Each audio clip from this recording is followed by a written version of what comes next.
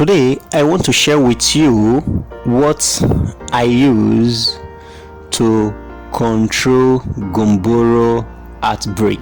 This is my secret weapon that I used for the control of Gumboro outbreak. And if you follow through the procedures which I listed below, you will overcome Gumboro outbreak, otherwise known as infectious bursal diseases. So I termed it practical management of infectious bursal disease. Without wasting much of your time, let's dive into it. Yes, Gumboro, also known as infectious bursal disease, is a viral infection that is highly contagious in chickens and is usually common in pullets and cockerel production under poor husbandry practices between the age range of 3 to 6 weeks.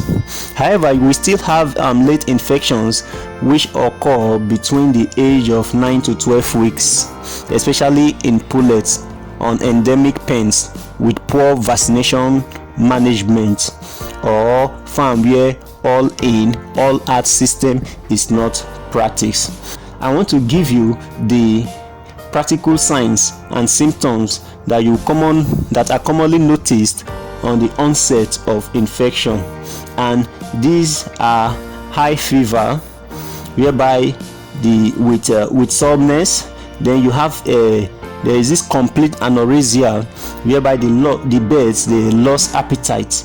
They refuse to eat even when the feed is in front of them. They have watery diarrhea that makes the litter stick to your feet or the feet of the farm attendant, especially in the early hours. That means in the morning. And you notice that both the birds, they close their eyes with their heads down, and they have ruffled feathers. Then there is this heavy flies worrying from the second day, whereby you have when mortality has increased. In Gumboro, you can have mortality as high as 90%.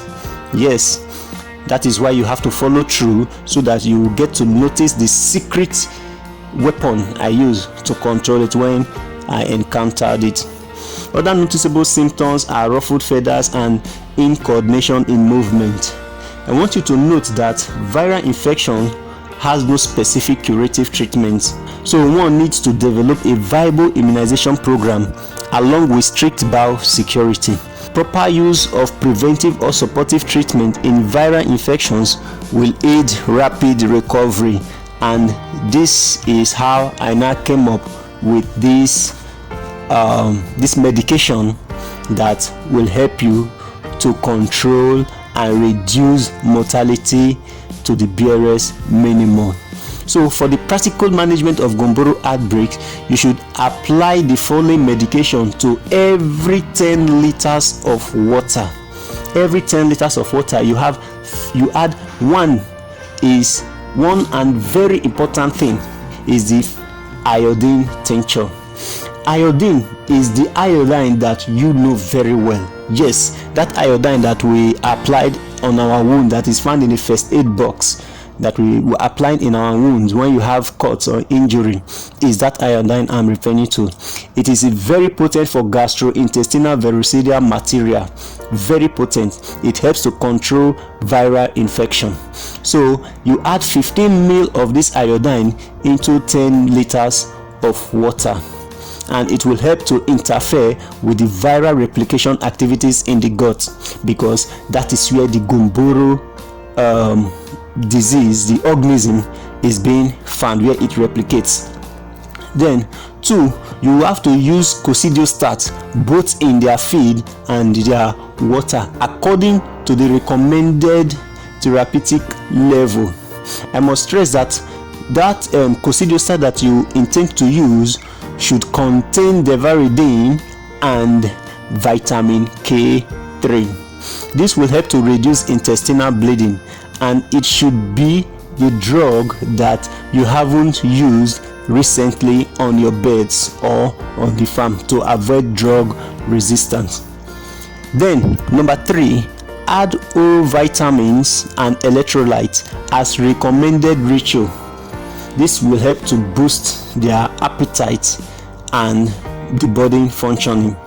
Then the fourth one, you should add 2 to 3 heaped spoonful of glucose D to boost energy supply. In this same 10 liters, you are adding 60 to 80 ml of iodine or any iodoform substance. And this iodoform substance, the major active ingredients are iodine, and it should contain boric acid and vitamin K. Yes, vitamin K. And you know what the vitamin K does? It helps to reduce the intestinal bleeding, so it's very important.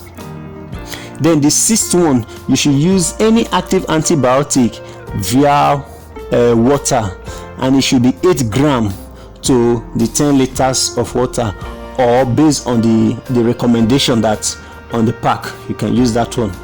Once this mixture is completed, the beds should be drenched. That means you should administer 2 to 3 ml of this mixture to the beds at least 3 to 4 times a day if you have a small stock.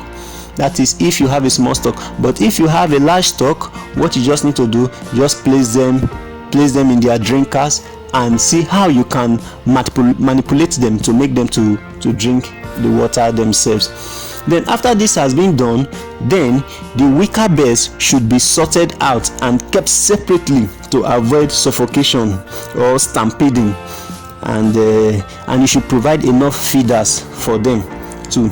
Then the dead birds should be removed immediately. You can just position one of your worker or somebody there that any dead bird should be removed immediately.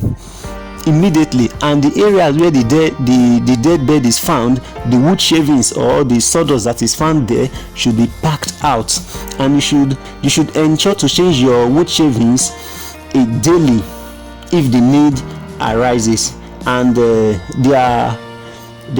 their feces should also be removed as quickly as possible. So, and you will notice that the virus is shed heavily in their feces. So to avoid birds from picking them up, you have to try as much as you can to remove the wood shavings, and also try to reduce flies and avoid dust within the pen. So if this procedures is followed, you will be able to tackle Gumboro outbreak, because once there is Gumboro outbreak in the farm, you can have mortality as high as 80%. I'm telling you from experience, mortality as high as 80 to 90%. So we don't want that to happen to our birds. But the most important thing is that ensure that optimum biosecurity is followed and proper vaccination program is adhered to. Thanks to you for staying till the end, and don't forget to subscribe and click the bell icon so you get notification anytime I post a video. Also like, share and drop your questions in the comment sections. Please do this to help me grow my channel. Thanks so much, and see you next week for the second part. Peace out.